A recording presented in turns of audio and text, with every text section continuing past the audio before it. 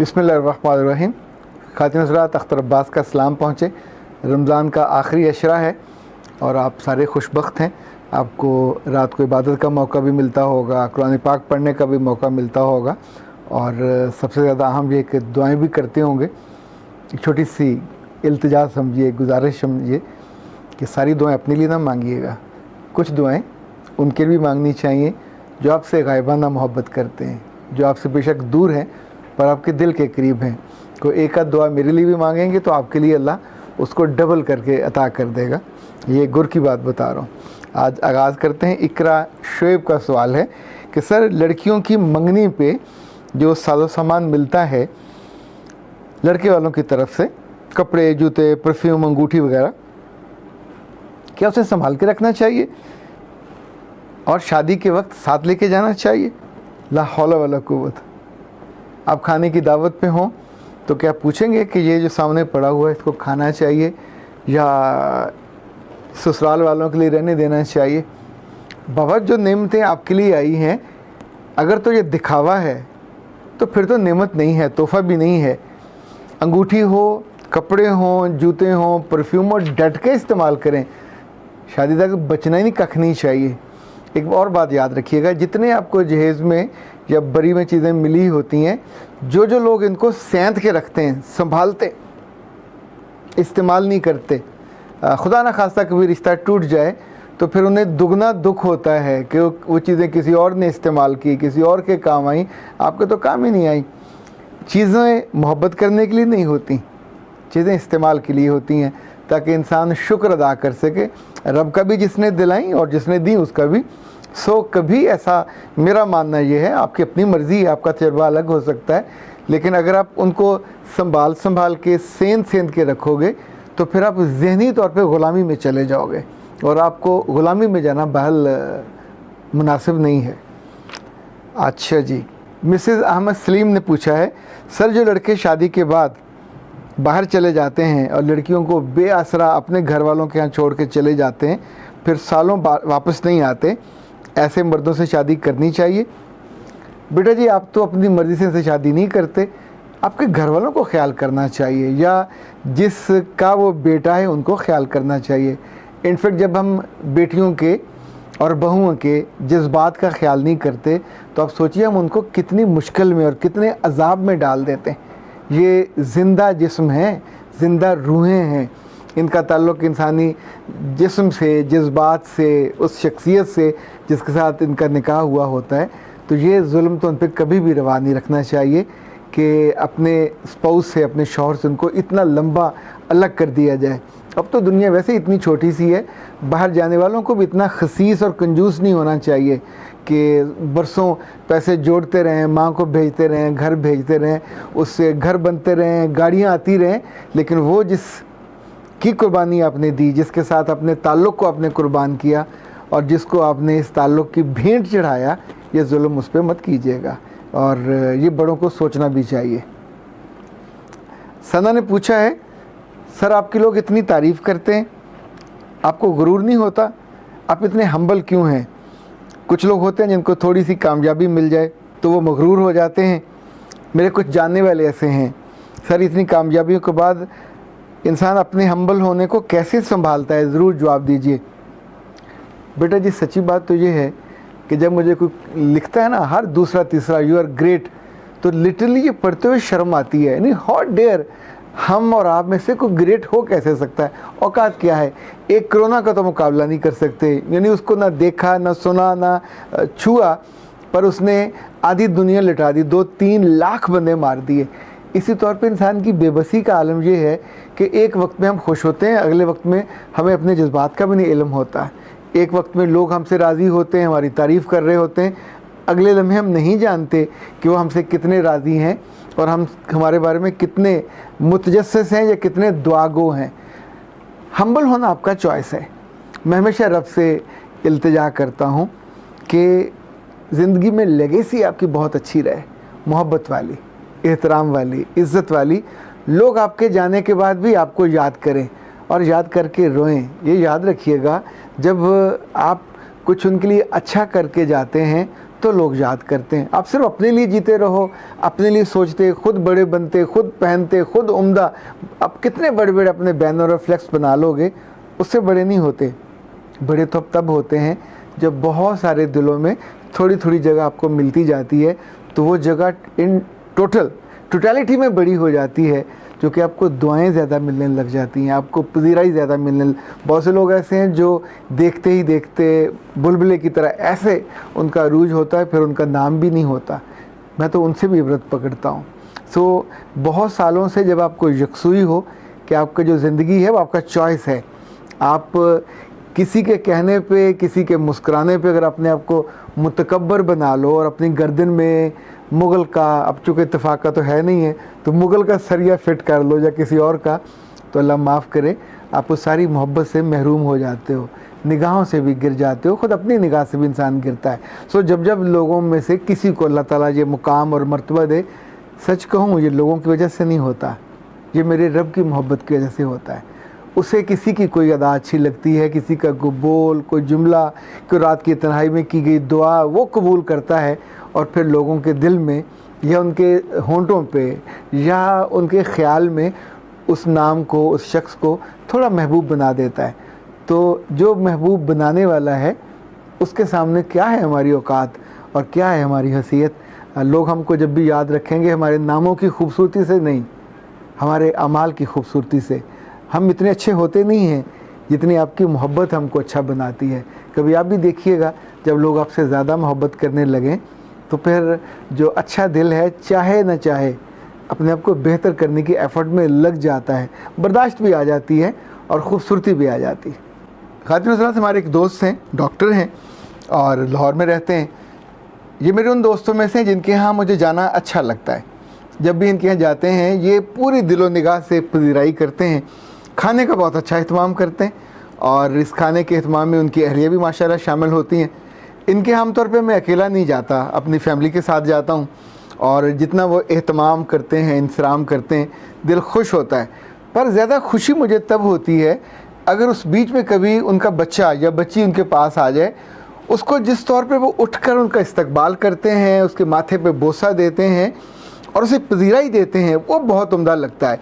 यानी आने वाले की निगाहों में भी अपने लिए इस खुशी और वो जो राहत होती है वो आपको फ़ील होती है।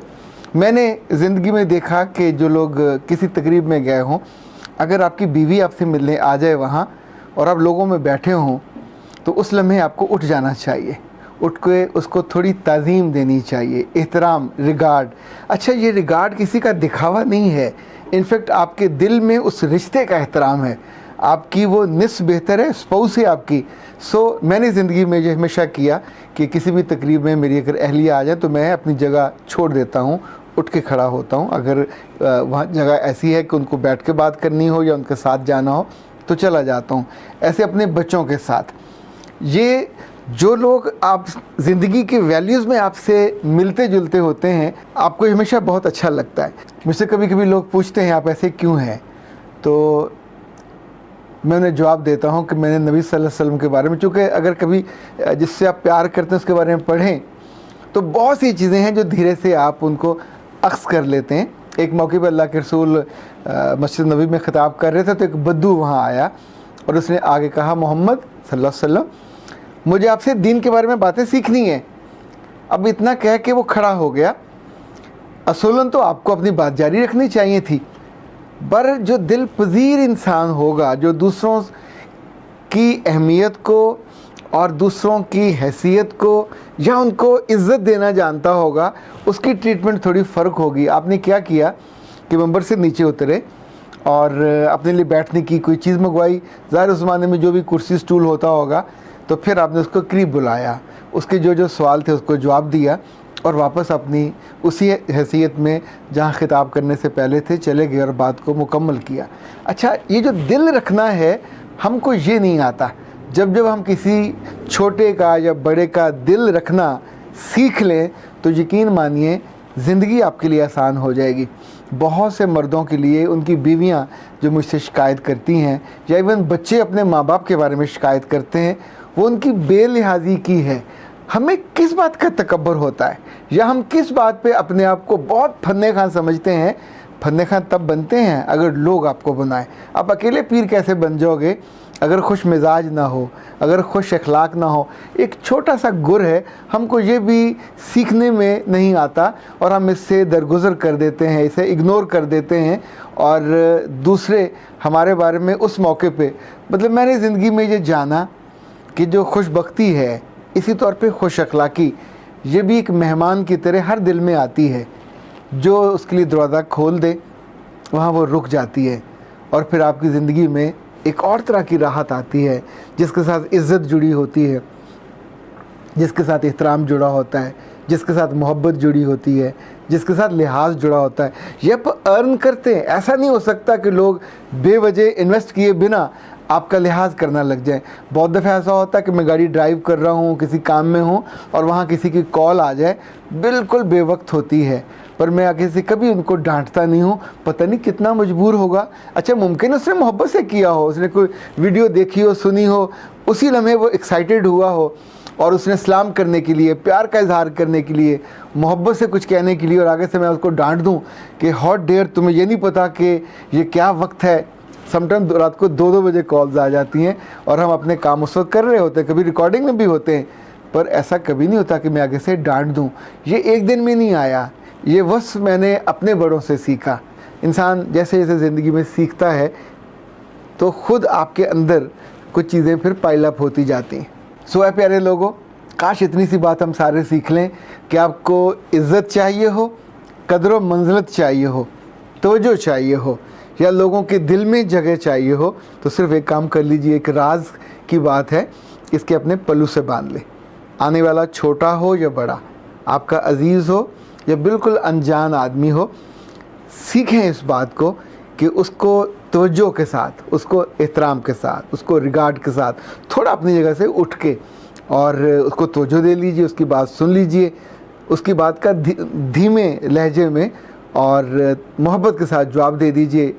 जवाबन आपको जो मिलेगा वो आपकी तवक्को से ज़्यादा होगा। आप में से बहुत से मासूम लोग मुझसे पूछेंगे, सर ये मौका कहाँ कहाँ आता है? आप किसी दावत पे हों, खाना खा रहे हों, वहाँ ये मौका आएगा। प्लेट उठा के अपने किसी जानने वाले अजीज़ दोस्त को पहले पकड़ाइए, उसको बहुत अच्छा लगेगा। कोई खाने की डिश है वो उसको पहले दे दे, उसको बहुत अच्छा लगेगा। आप कहीं जा रहे हैं रास्ते में, आप किसी को देखते हैं, आप सवारी पे हैं, उसके लिए आप रुक सकते हैं।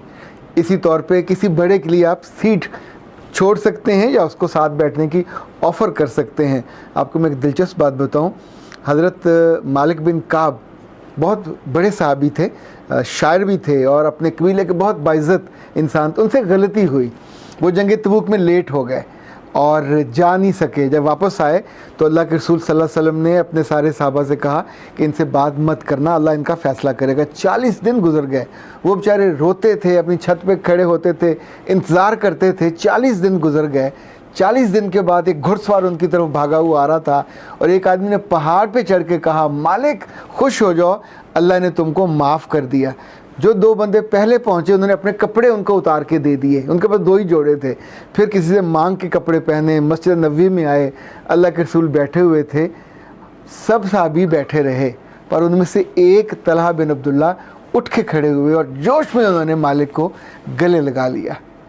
अच्छा, उन्हें अपनी माफ़ी का वो लम्हा भी याद रहा, पर तलहा की वो मोहब्बत और वो उल्फत वो कभी नहीं भूले, इवन तलहा की वफ़ात के बाद भी।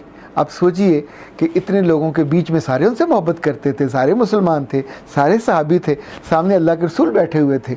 यानी इस मौके पर उन्होंने कहा अल्लाह के रसूल से कि अल्लाह ने मुझे माफ़ किया या आपने किया? आपने कहा अल्लाह ने माफ़ किया। कहा मैं फिर सारा रिज़्क अल्लाह की राह में कुर्बान करता हूँ। तो आपने कहा ना, सारा ना करो, कुछ अपने लिए रखो। ये उस मौके की मैं बात कर रहा हूँ।